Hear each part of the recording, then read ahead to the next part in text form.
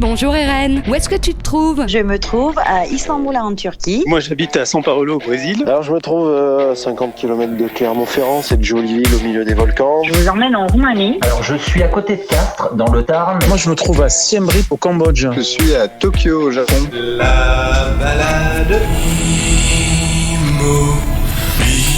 Nouvelle balade immobile entre Florence, Paris, le Tarn et Melbourne. Bonjour Chiara en Italie. Bonjour à tout le monde. Bonjour Thomas en Australie. Bonjour Fabien, bonjour Laetitia, bonjour Chiara. Au menu de ce 59e épisode, un retour à l'époque des bistrots, des lieux presque oubliés maintenant, dans lesquels on faisait des rencontres parfois extraordinaires. Et je l'ai vu ce mec parce que je suis très observateur, très observateur. J'écoute et je vois très bien et je vois très bien les choses. Et puis à quoi ressemblent les quais de Florence ? Chiara, tu as voulu nous le raconter en partageant avec nous les ambiances sonores et en nous décrivant l'atmosphère qui règne le long de l'Arno. Enfin, dans la seconde partie de ce podcast, direction le Tarn, où Brian, ancien parisien, a posé ses valises. On avait reçu Brian il y a quelques mois de cela déjà pour nous parler de son expérience, pour se lancer dans un projet un peu fou, celui de tendre vers une vie en autonomie. Et ça marche.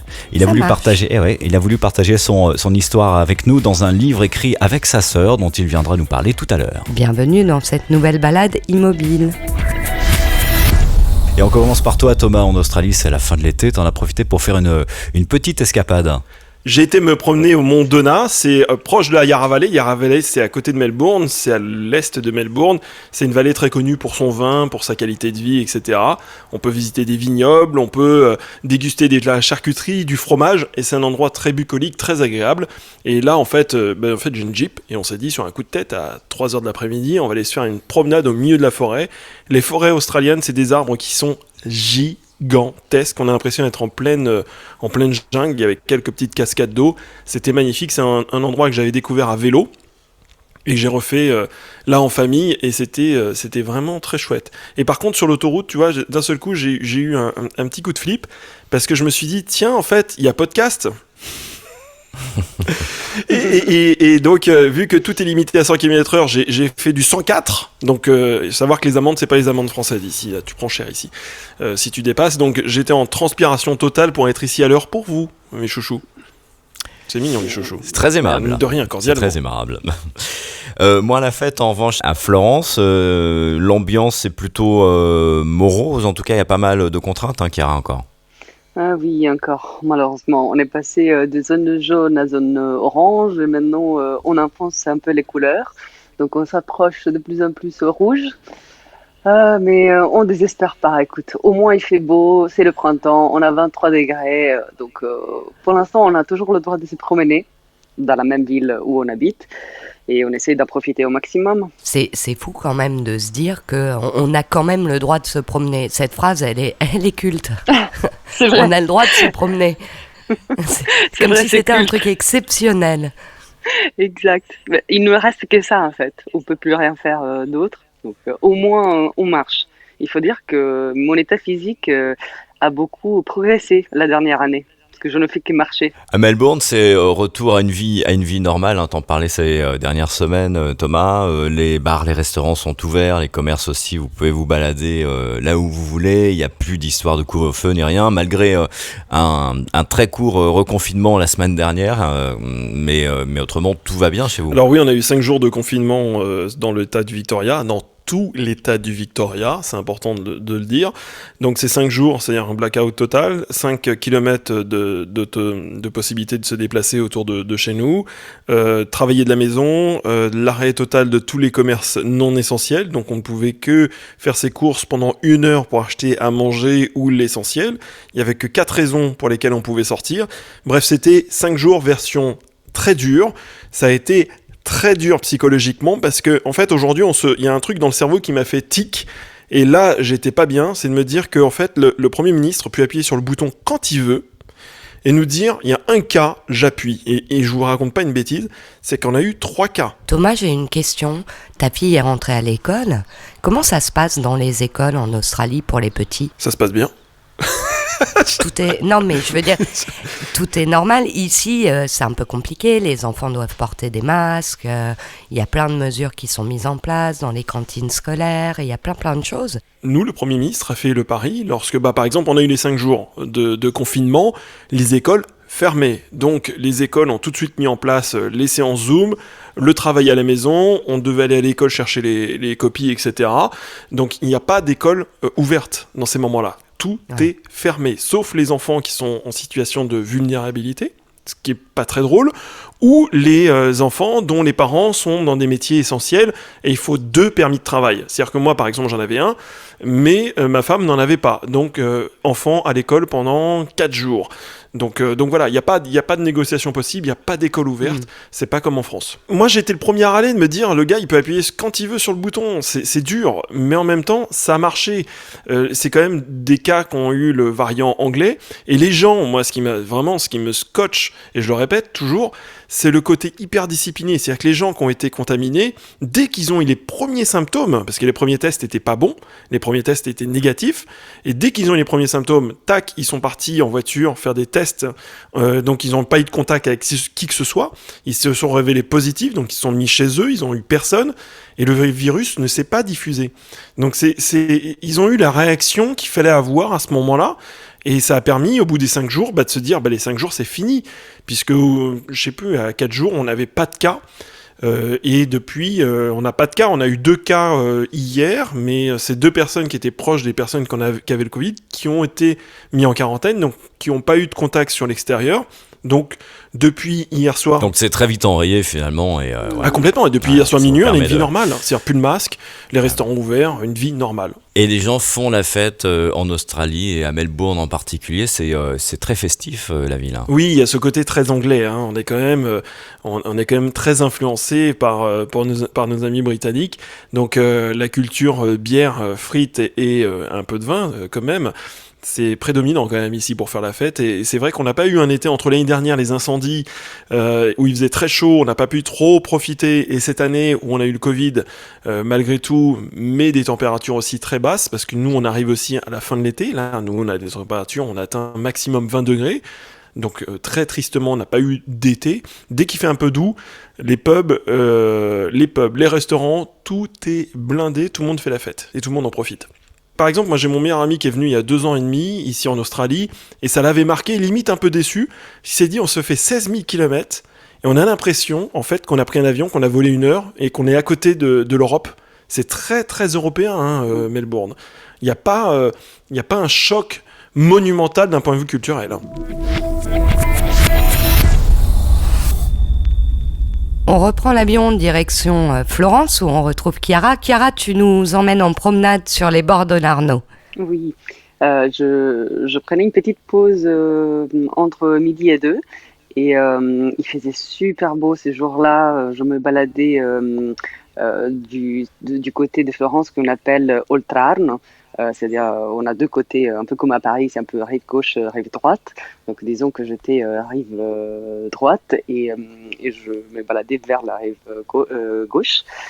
Et au croisement d'un pont, il y avait des musiciens qui jouaient de la musique et un peu de monde qui s'était arrêté pour les écouter. Et j'ai eu envie de partager avec vous.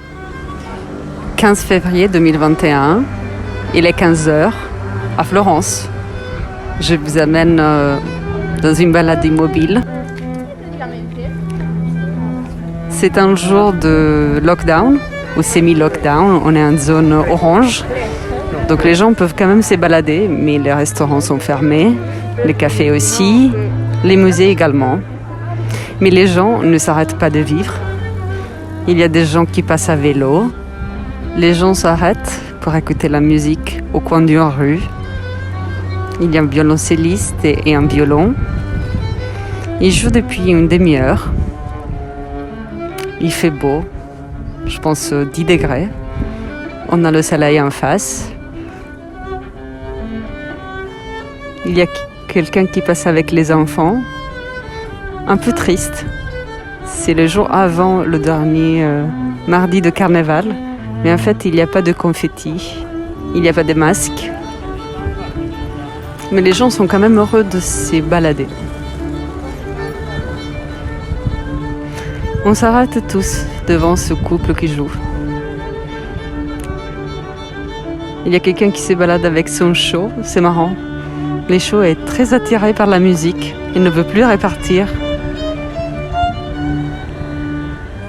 Quelques scooters. À Florence, il ne manque jamais des scooters. Plus que les vélos, je dirais. Une voiture. Pas une voiture privée, c'est plutôt quelqu'un qui est en train de travailler. Quelques touristes, le café à la main. Une dame qui fait coucou avec la main au couple qui joue. Ils s'arrêtent pour une petite pause et voilà, je pense qu'ils vont recommencer une nouvelle chanson. Écoutez.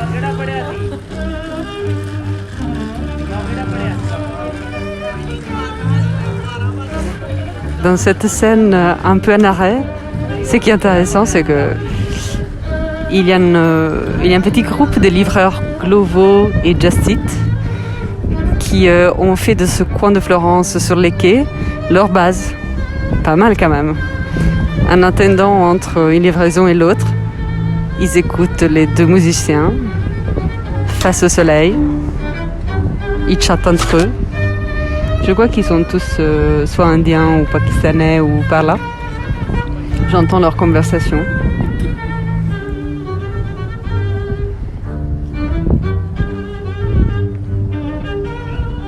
C'est pas la Florence qu'on connaissait, bondée de touristes. Mais c'est pas vide non plus. Il y a pas mal de gens qui se promènent en profitant de cette douceur pré-printanière.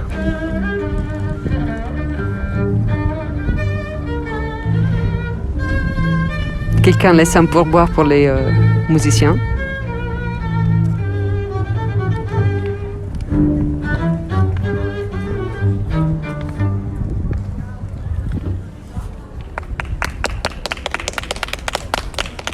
Voilà, un petit applaudissement. C'est beau, hein? C'est mérité. Et on applaudit aussi, c'est magnifique. Hein. Bravo Chiara, superbe. Superbe. Ah ouais. Ah, j'adore. J'y étais. Ouais, moi aussi. On y était carrément, ouais. Je suis trop contente, je vous ai fait un peu voyager avec moi. Ah oh oui. Mais oui, c'est vrai, parce que du coup, je me rappelle de Florence et je m'imaginais là où tu étais. J'avais des images, des livreurs, des musiciens. Ça, non, c'est super. On arrive à mettre les images sur ta promenade. C'était vraiment super. Génial. J'espère quand même que vous verrez pour les voir avec vos propres yeux très bientôt. Et on y compte bien. Toi, Thomas, tu nous offriras dans les prochaines semaines une petite balade de Melbourne à l'automne ? Oui, j'espère trouver moi des musiciens aussi. Ça serait rigolo d'en trouver, mais je vais vous faire ça, ouais, avec plaisir. Avec plaisir. Nous, c'est plutôt des Asiatiques qui font du rock dans la rue. C'est vrai ? Mais oui, non, c'est vrai. Hein. Mais j'ai une petite idée en tête. J'ai rencontré un violoniste de très très haut niveau. Et de temps en temps, il fait quelques petits morceaux comme ça d'improvisation. Et la dernière fois, j'avais pas mon matériel avec moi. Et mauvaise excuse parce que Chiara, tu l'as fait superment bien avec ton téléphone. Mais j'aurais dû l'enregistrer. Il a fait ça juste à côté de chez moi, dans la rue. C'était splendide. Mais promis, je vous prépare quelque chose. Pour le prochain podcast, je vous promets, vous allez voyager dans Melbourne. C'était bien comme ça ? Non, c'était pas mal. Ouais, ça donne envie, ouais. Étonnamment, ce soir-là. Et d'ailleurs, Thomas rentrait à bicyclette. Bon, moi, je vais le vous emmener mot qui tue. Laetitia. La bicyclette. 1902, la bicyclette. Merci. Bah oui. Moi, je vais vous emmener en balade dans un Paris qui n'existe plus maintenant, puisqu'on va aller faire un tour dans un bistrot parisien. Est-ce que ça vous tente ? Oh, excellent. Si. Un bistrot parisien qui est situé dans le 19e arrondissement de Paris, qui fait partie de ces rares établissements qui sont vraiment restés dans leur jus, avec un décor qui n'a pas changé depuis les années 20. C'est un lieu assez extraordinaire que j'ai beaucoup fréquenté, moi, à l'époque où j'habitais juste à côté. Hein, le hasard fait bien les choses. Et un soir, en rentrant du travail, j'étais avec mon matériel d'enregistrement et je retrouvais un ami là-bas dans ce bistrot. On était en train de boire un verre et il y a un des personnages emblématiques, vous savez, dans ces vieux bistrots, il y a toujours ce qu'on appelle des piliers de comptoir qui sont pas forcément des des ivrognes, quoique à certaines heures, Ça dépend. l'État peut s'en rapprocher. Et on a entamé une discussion avec un personnage qui était un habitué de ce bar, et avec mon ami qui s'appelle Omar et que je salue s'il écoute ce podcast. Ça va lui rappeler très certainement d'excellents souvenirs. On a commencé à discuter avec un monsieur qui nous a raconté une histoire absolument incroyable. Vous vous souvenez tous de Jacques Messrine dans les années 70. Célèbre musicien, oui, je connais bien. Célèbre musicien. Alors Chiara, tu ne connais peut-être pas, mais c'était ce qu'on appelait en France l'ennemi public numéro 1. C'était un gangster qui était recherché par toutes les polices et qui avait la faculté de dissimuler son visage derrière des fausses barbes, des déguisements pas possibles. Et il a échappé à la police durant de longs mois avant de finir tragiquement. Et la personne qu'on a rencontrée dans ce bistrot, alors évidemment c'est pas Jacques Messrine, mais c'est quelqu'un qui l'a croisé à plusieurs reprises et qui nous raconte son aventure. On est en 2012-2013 par là. On est à Paris, dans le 19e arrondissement, dans un petit bar qui s'appelle le Bar Fleuri. On y va ?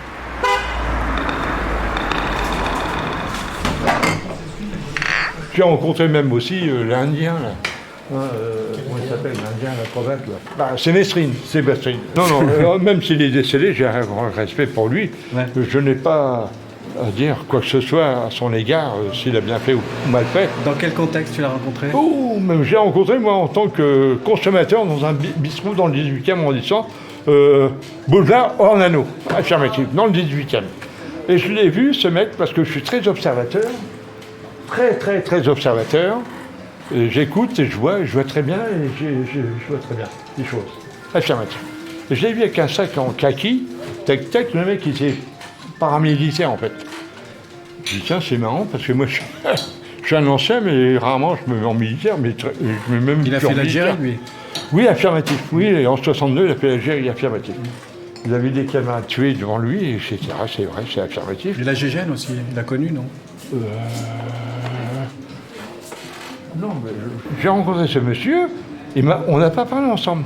Moi, j'ai bu une bière, j'ai pris un sandwich dans le bistrot boulevard Rodano, et point final. Tac, et je m'en vais 15 minutes après, je rentre, et je pars au boulot. Et même encore maintenant, je suis au boulot, je bosse. À 75, je suis au boulot. Et ben, c'est bon, c'est tout. Et puis après, j'apprends tout ce qui se passe par la radio, etc. On apprend des choses. Et donc, je me suis dit, mais attends, ce mec-là, je le vois en photo, mais il ressemble beaucoup, parce qu'il se maquillait, je portais des postiches, etc. C'est celui que tu avais vu, d'accord. J'ai dit, c'est lui. Je suis très photogénique. Je ne suis pas flic. Je suis plombier. Enfin, je suis un peu flic quand même, parce que je suis dans la police nationale. Affirmatif, pelotif. Quoique, les fautistes ne sont pas toujours coupables. Et bref, et puis le temps passe, et puis c'est tout. Et puis une autre fois, je suis en chantier, boulevard Belliard. Pas boulevard, rue Belliard. Et lui était rue Lénise. Ou le contraire, je ne sais plus, Lénise ou Bouliard. Il y a la voie ferrée en face, tac, paf, d'un côté Belliard et Lénise. Et il y avait tous les potes, les flics qui étaient là en sous-marin. Et il y avait un demi-sous-marin chez toi tout à l'heure. Ouais. Ça se voit. Ok. J'ai rien contre, au contraire, c'est bien. Affirmatif, polotif. Je suis plombier, je bossais dans cet immeuble. J'ai dit, attends, c'est bizarre parce que j'ai jamais vu ces voitures-là. Ouais. Les mecs qui étaient planqués dans la voiture avec les jumelles. Et puis l'autre qui était rentré avec sa nana à l'hôtel. C'est un hôtel 2 étoiles. Et l'autre, il avait sa moto qui était planquée.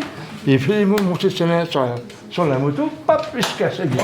Et roule la poule. Bon, il se barre. Putain, les filles, ils suivaient. Et puis après, le temps a passé.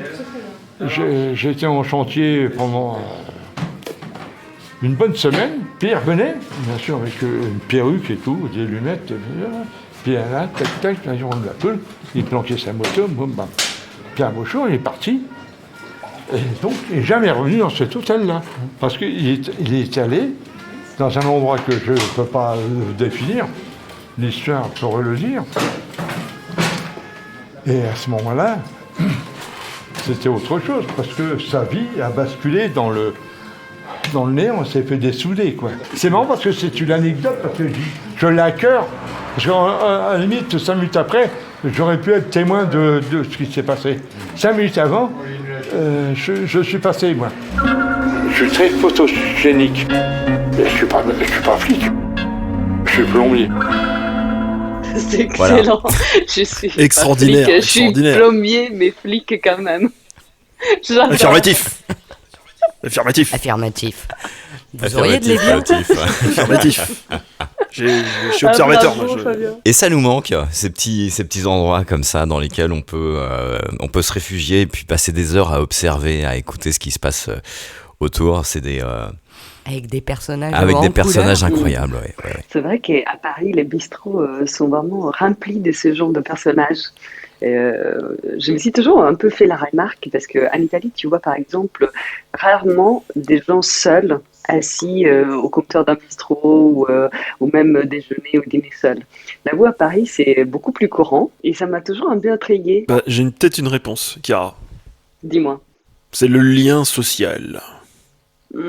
C'est sûr. On en a pas mal, on a exactement la même chose ici à Melbourne, puisque c'est très européen, et j'ai toujours une grand-mère là où je vais prendre ma salade le midi, car je mange des salades, je fais attention à ma ligne. Et en fait, c'était une voisine, puisque j'habitais dans le même immeuble qu'elle, et en fait, tous les jours, elle vient dans cette saladerie, qui fait des cafés, etc., et elle s'assoit toujours au même endroit, toujours la même heure, etc. C'est leur habitude, c'est le lien social, le patron la connaît bien. Donc voilà, non, ça fait partie du lien social et c'est tristement des gens qui sont seuls, mais heureusement qu'ils se bougent assez pour pouvoir sortir de chez eux et aller avoir ce fameux petit contact de la journée. Des bistrots, on passe à une nouvelle italienne que j'avais envie de partager avant tout avec Chiara, mais avec vous tous. C'est la bibliothèque d'Umberto Eco qui a été cédée à l'État italien. Tu savais, Chiara? Oui, je savais. Bravo de partager cette histoire, Laetitia. 30 000 livres cédés en partie à l'université de Bologne et en partie, je crois, à une bibliothèque milanaise pour ce qui concerne les œuvres rares, puisque Umberto Eco était notamment passionné de sciences occultes et il a des ouvrages qui datent du Moyen-Âge qui vont se retrouver donc dans cette bibliothèque spécialisée à Milan. Et le nom des bibliothèques, c'est la Bibliotheca Semiologica Curiosa Lunatica Magica et Pneumatica. Ça te parle? Si. Avec ce bel accent italien, n'est-ce pas? Toi aussi, qui fait voyager Thomas. T'as fait italien en LV2, toi, je reconnais. En LV12, tu vois. Merci d'avoir partagé, vraiment. Parce que je trouve que déjà les bibliothèques deviennent des lieux rares. Rares parce que on n'en a fait pas beaucoup plus et puis on les fréquente de moins en moins. Mais quelque chose que j'ai remarqué, c'est que par exemple pendant la deuxième phase du Covid, quand il a fallu choisir quel endroit public on pouvait réouvrir, on a avant tout réouvert les bibliothèques et les musées. C'est qui m'a paru un très bon signe de civilisation. Et en plus, si on peut avoir des bibliothèques, je dirais, un peu spécialisées, comme celle d'Umberto Eco, et qui font un peu rêver parce qu'elles sont remplies d'ouvrages sur la magie, sur l'occulte, tout ça, c'est encore mieux. Je trouve ça génial. Et pour celles et ceux qui connaissent moins Umberto Eco, j'avais envie de vous le faire découvrir au travers d'un questionnaire de Proust qu'il a donné il y a quelques années. Umberto Eco, votre mot préféré? Dans quelle langue? Parce qu'en anglais... En français. À savoir. À savoir. Le mot que vous détestez? Occupé. Votre drogue favorite? Le tabac, hélas. Le son, le bruit que vous aimez? Le silence. Le son, le bruit que vous détestez? Le silence, parfois. Votre juron, gros mot ou blasphème favori? On y revient? Monsieur, il y a des enfants, même à cette heure, à la télé. En tout cas, mon père qui était... personne très polie disait un juron qui était na miseria, la misère, et alors parfois na miseria. Homme ou femme pour illustrer un nouveau billet de banque? Cain. Ouais. Le métier que vous n'auriez pas aimé faire? L'intervieweur. Ah, c'est gentil ça. La plante, l'arbre ou l'animal dans lequel vous aimeriez être réincarné? Chêne.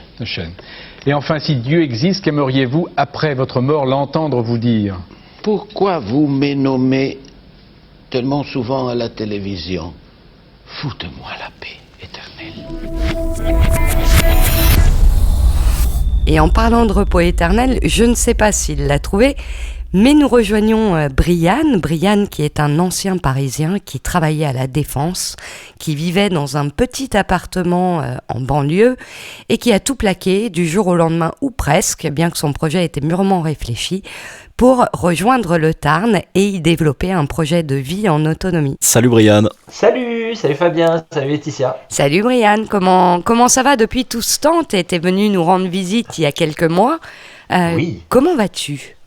Écoute, ça va très bien et depuis que nous avons échangé, je sais pas si toi tu as remarqué ça, mais j'ai l'impression que ça a beaucoup évolué et que de nombreuses personnes ont changé de vie ou sont en cours de changement. Resitue-nous pourquoi tu nous fais cette remarque, qui tu es et ce que tu as fait il y a quelques années. Il y a 3 ans, alors maintenant ça va même presque faire 4 ans, il y a 4 ans j'ai décidé de tout plaquer en région parisienne, le travail, j'étais en couple, je me suis séparé, j'ai revendu mon appartement pour m'installer dans le Tarn. À la base, je voulais aller dans les Pyrénées, mais j'avais de la famille dans le Tarn. Et je me suis installé là-bas dans le but de m'acheter une toute petite maison que je pourrais me payer sans crédit. Donc déjà pour m'enlever une grosse source de pression. Et après, réduire mes dépenses du quotidien. C'est-à-dire que j'ai commencé par l'électricité, via le photovoltaïque et une éolienne. La collecte de l'eau, c'est pas ce qui coûte le plus cher, l'eau au mètre cube, mais c'est avoir une très bonne eau et une eau de qualité, ça n'a pas de prix. Et puis j'ai planté, maintenant on est à plus de 150 arbres pour faire beaucoup d'ombre, parce qu'ici le soleil en été c'est un petit peu du poison. Et puis pour tendre petit à petit vers l'autonomie alimentaire, et puis j'ai les petites poupoules qui me fournissent tous les matins les œufs. Et au bout de 3 ans, t'en es où ? Quand tu regardes dans le rétroviseur, qu'est-ce que tu penses de tout ça ? Ça t'éveille quoi ? Au début, quand je le faisais, c'était, je sais pas si on peut dire animé ou plus désanimé par la vie que j'avais avant. Je pense que j'avais fait le tour. Beaucoup de sorties, j'avais fait quelques voyages, des choses comme ça, et puis j'avais pas vraiment trouvé ce qui m'intéressait le plus. Et puis maintenant, j'ai vraiment trouvé ce que je voulais. Et encore plus parce que depuis que je partage un petit peu ce changement de vie, j'ai la chance d'aller à la rencontre de personnes extrêmement inspirantes qui, à leur tour, inspirent d'autres personnes. Et on essaie de faire un effet boule de neige. Salut Brian, je ne sais pas si on s'est dit bonjour tout à l'heure. Je me demandais s'il y avait eu un moment de difficulté dans ton parcours où tu t'es dit je vais revenir finalement à ma vie d'avant. Alors revenir à la vie d'avant, non, parce que je suis assez têtu. Quand j'ai une idée derrière la tête, je ne l'ai pas ailleurs, comme on me dit souvent. Et par contre, des moments de difficulté, oui, il y en a toujours. Il y a eu beaucoup, et ça, je veux rassurer les gens là-dessus, il y a eu beaucoup de nuits blanches, beaucoup de questionnements, des peurs de ne pas y arriver, des peurs d'être isolé, socialement de ne pas s'intégrer dans le lieu dans lequel on va. Et ce sont des peurs qui sont assez humains, hein, mais franchement, pour le coup, c'était plutôt ridicule parce que on a toujours tendance à s'inquiéter pour rien, alors que, je sais pas si j'ai eu de la chance dans ce projet ou pas, mais je trouve que tout s'est relativement bien passé. Après, on a des problèmes au jour le jour, des fuites par-ci, des fuites par-là, mais c'est rien qui donne envie de reprendre mon ancienne vie. C'est intéressant, parce que je me dis, c'est quand même un parcours des fois difficile, donc ça veut dire que tu étais persuadé que c'était le bon choix jusqu'au bout. Difficile, en fait, vu que j'avais fait le tour, revenir sur Paris, moi, ça m'aurait encore plus déprimé.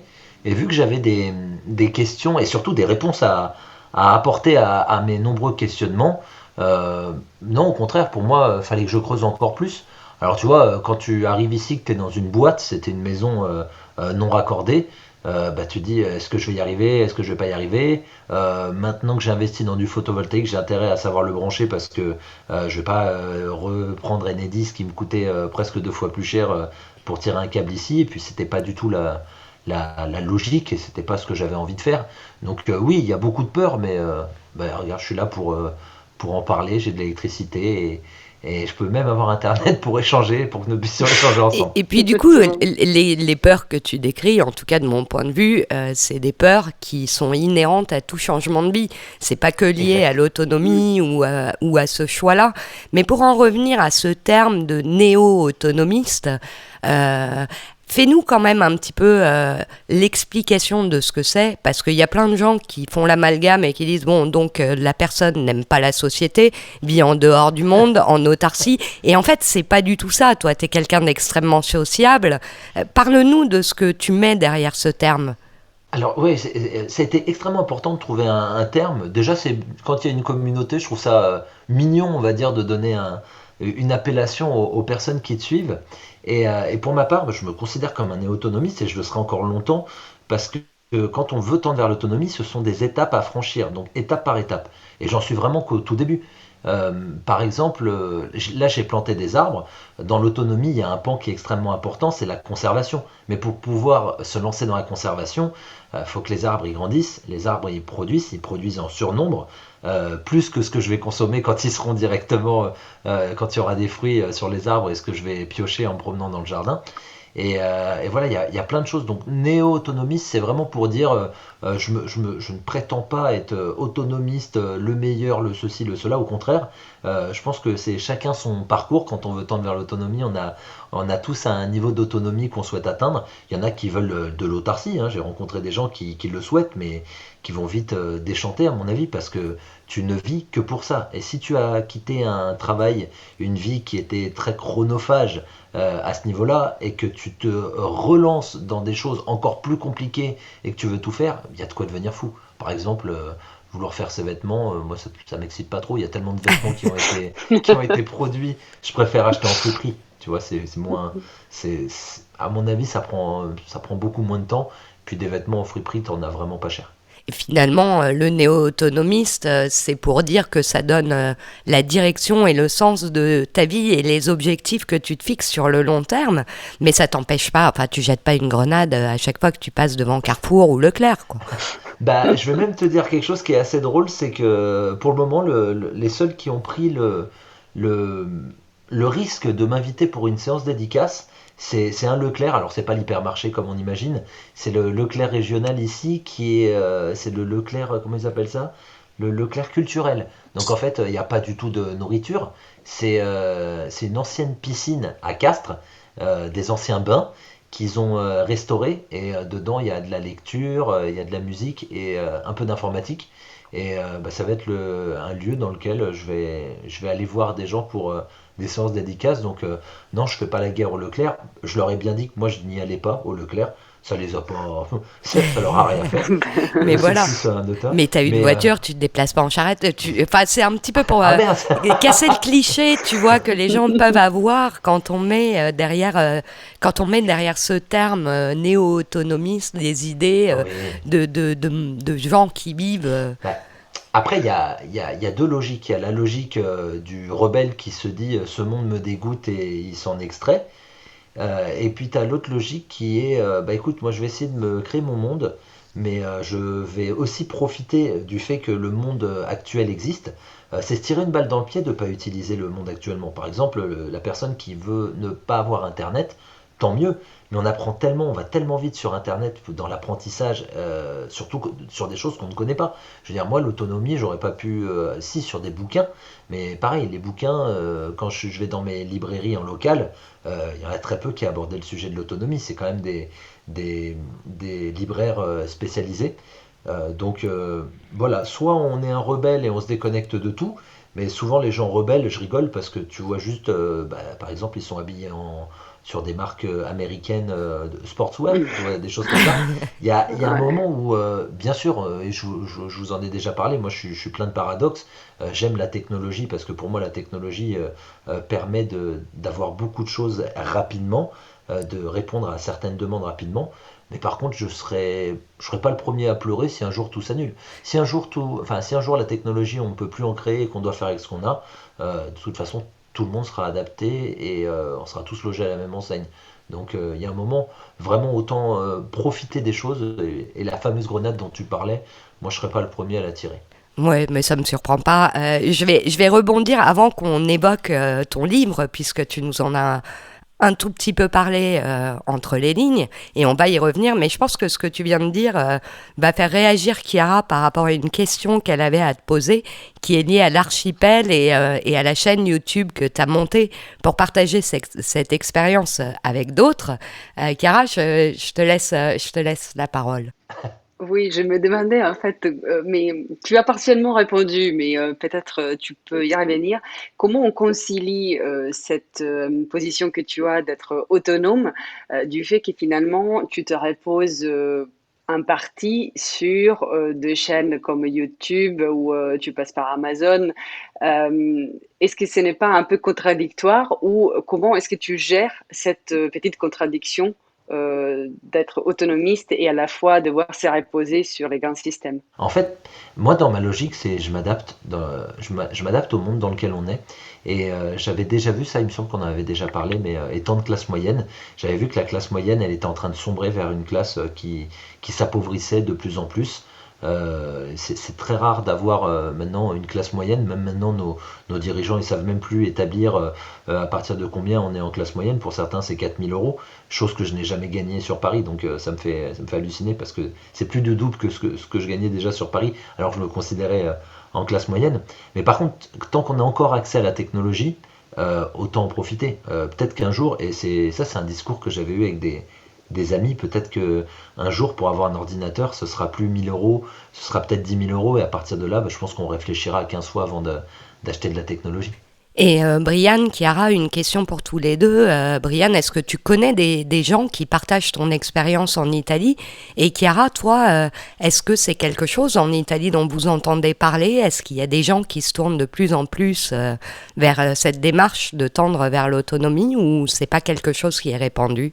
Alors, pour ma part, je connais personne qui a fait une expérience similaire à Brian en Italie, là où j'en connais d'autres qui s'en rapprochent en France. Donc, je pense qu'on est un peu derrière sur le thème.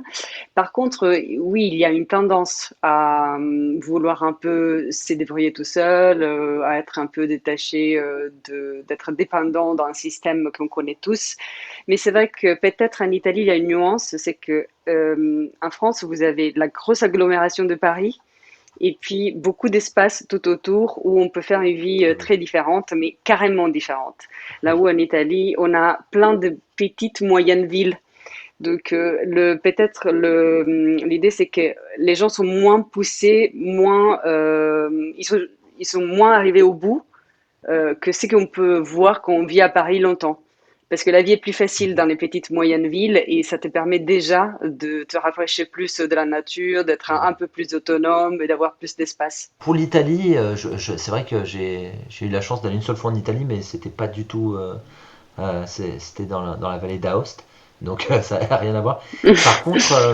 Par contre, c'est vrai que nous, on n'a rien inventé avec l'autonomie. L'autonomie, avant la technologie, les gens vivaient de manière autonome.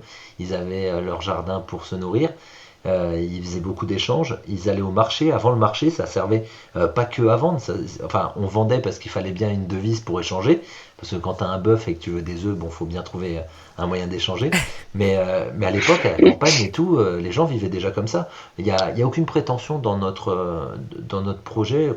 Quand je parle avec des gens qui veulent tendre vers l'autonomie, il n'y a aucune prétention de dire qu'on invente quoi que ce soit. Par contre, ce serait pas, Brian, un peu se départir quand même, si on devait le dire simplement, c'est se départir de la société de consommation finalement?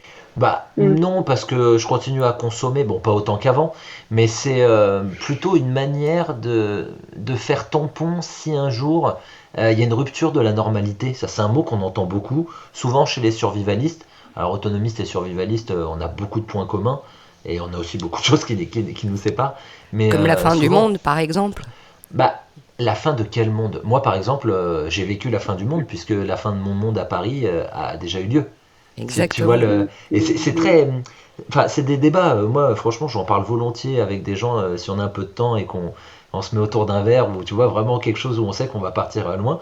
Mais souvent, les gens, quand on leur dit la fin d'un monde, on s'aperçoit qu'on n'a pas eu les mêmes informations.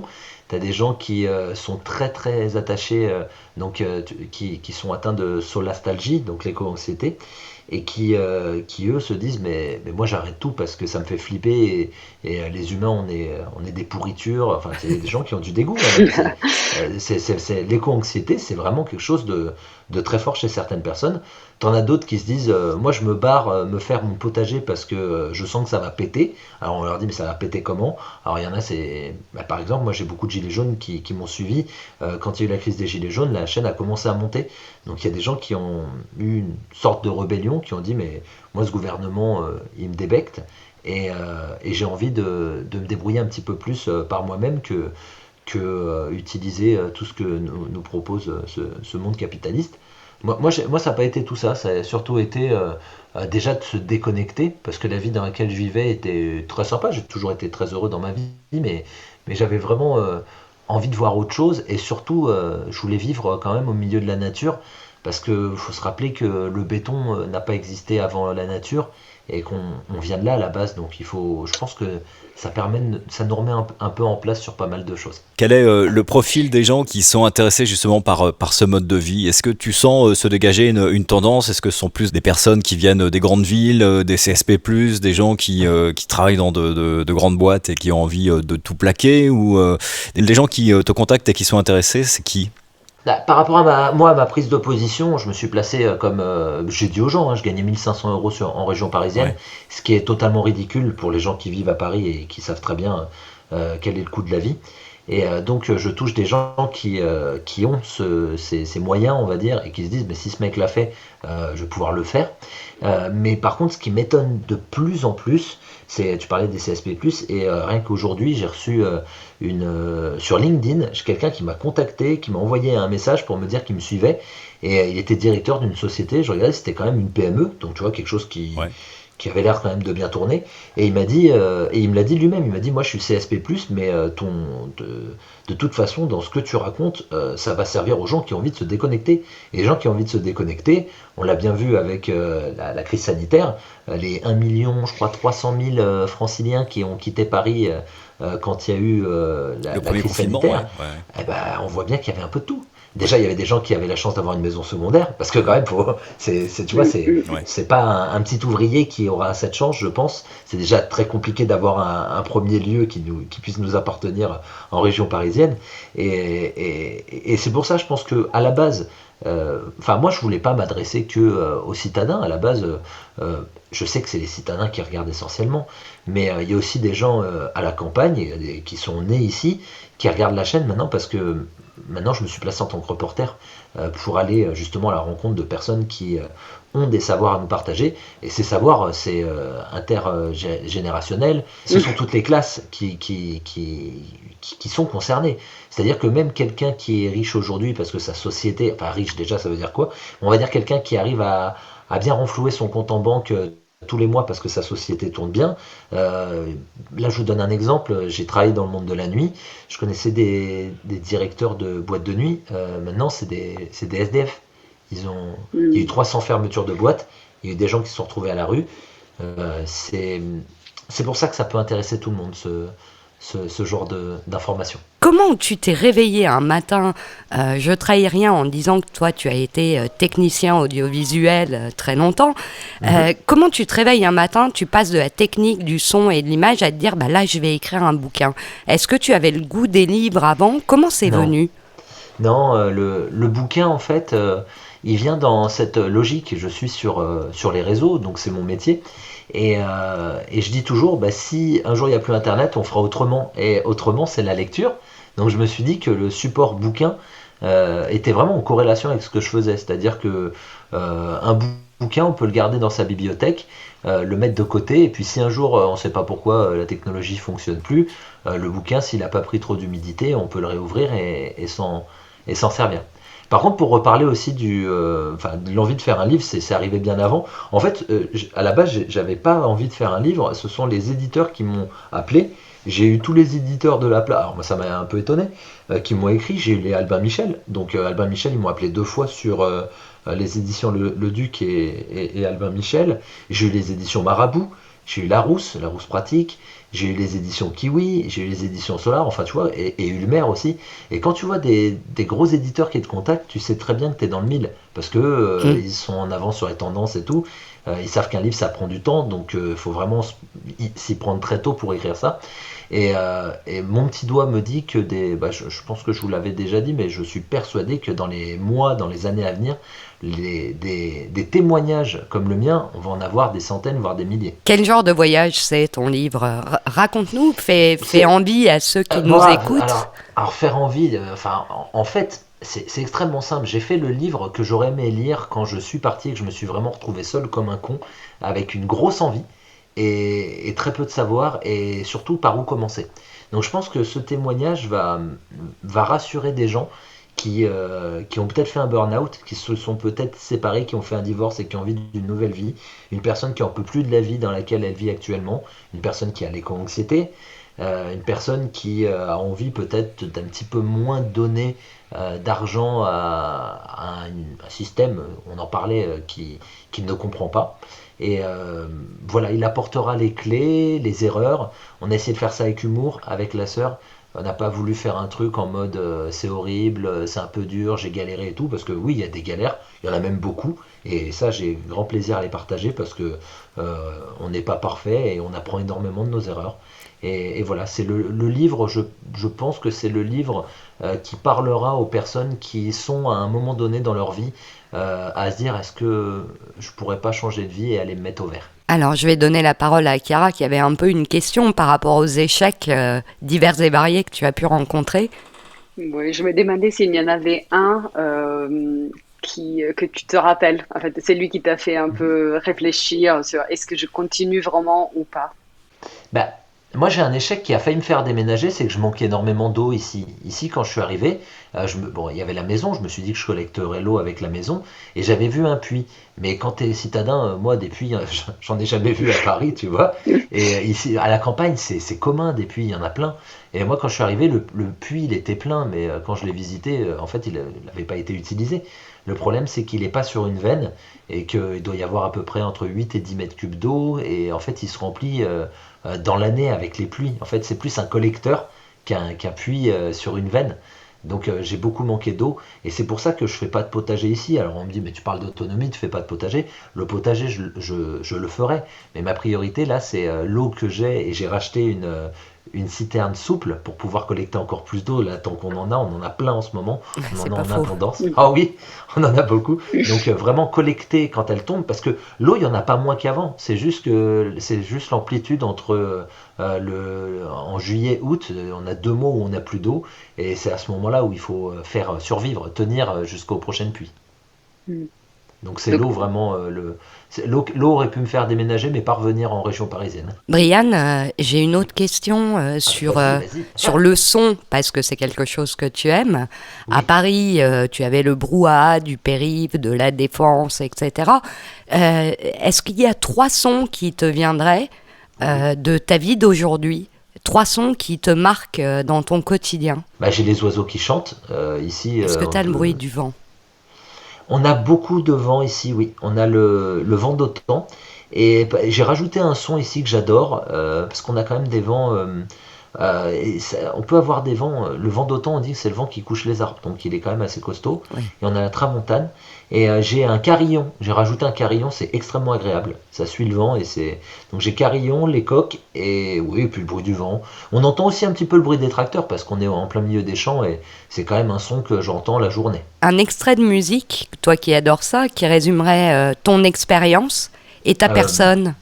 Edith Piaf, je ne regrette rien. Waouh. T'as bien raison. Ah bah oui.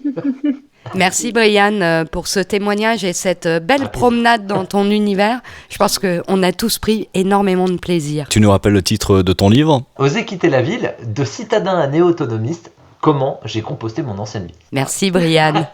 Merci. Merci beaucoup Brianne. Ça fait plaisir. Et pour terminer, tu voulais nous parler d'une application ? Une application musicale qui permet de voyager dans le temps et également d'un continent à l'autre et d'y découvrir la musique locale à travers les âges. Alors on peut choisir des morceaux classiques, doux, des morceaux plus pop, un peu plus dansants ou alors carrément aller dans le bizarre. On choisit, on sélectionne et par exemple si j'ai envie de savoir ce qui se faisait dans les années 30 en Finlande comme musique bizarre, ça fait... Il y a du son là-dessus. Bah oui, il y a du son. Ça passe ou pas chez vous ? Pas du tout, ça fait 10 minutes qu'on n'entend rien. C'est pas vrai. On va pas fallait vous réveiller, Attends. on s'est dit que vous êtes peut-être endormis. Mais non. Mais ça fait au début de tout vrai, à l'heure, ça passe on n'arrête pas de vous dire, on n'entend rien. Qu'est-ce qu'il fait ? C'est vraiment mythique aujourd'hui. Il est parti. Non, oui. Parce que je cherchais un câble là. Il est parti chercher un câble. Parce que mais en fait, on va pas pouvoir le faire parce que j'ai pas retrouvé le câble pour brancher le. Donc, ce que je vous propose, on fait une conclusion. Je peux pas parler de mon appli. Non, parce que ça ne pas, ils vont pas l'entendre. Ils vont pas l'entendre et pour ça, je sais plus où il est.